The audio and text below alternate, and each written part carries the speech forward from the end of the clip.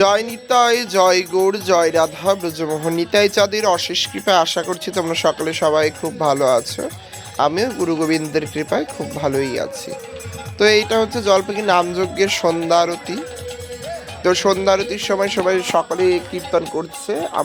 তো এদিকে আরতি ফারতি সব গুছিয়ে নেওয়া হয়েছে। তো বৈকালি হয়ে গেছে, বৈকালি কোনো ভিডিও করতে পারিনি। তো এই আমি সন্ধ্যা আরতি বসছি, এখন আরতি আচমন আদি করে আরতি করব ভগবানের। তো সাথে ছোট ছোট ভিডিও করে দিচ্ছে হচ্ছে আমাদের জীবন, ওই ভিডিওগুলো করে এখন বিশ্বও করে। আর দ্বিতীয়ত কথা, কালকে হচ্ছে পদাবলী কীর্তন।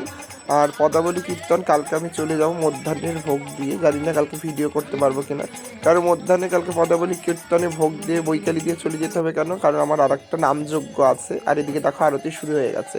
তো কথাটা বলিনি, কারণ আর একটা নামযজ্ঞ না, আর একটা ভোগ আছে আমার একটা শিলিগুড়িতে 200-250 লোকের। তো আমরা সেখানেই চলে যাব, আমি আর জীবন। আর ওদের শিলিগুড়িতে বিশাল আছে, ওখান থেকে বিশাল চলে আসবে। আর এখানে লাস্টের মহোৎসবের ভোগটা বিশ্বকে বলছে তুই দিয়ে দিস বাবা, আমি তাহলে ওই ভোগটা মেনটেন করতে পারবো। আর যেহেতু মেঘাদাদের পাড়ার নামযজ্ঞের মহোৎসবের ভোগটা তেমন বড় করে হয় না, ওদের মানে প্রসাদ বিতরণটা হয় 2-3 দিন পর। তো সেরকম ওদের নামযজ্ঞের লাস্টের দিন মহোৎসবের দিন ওখানে শুধু 700 ভোগটুকু হয়। তো ওইটার বিশ্বকে বললাম বাবা তুই দিয়ে দিস। তো কালকে মধ্যাহ্নে বিশ্ব হয়তো আসবে, আমরা চলে যাব।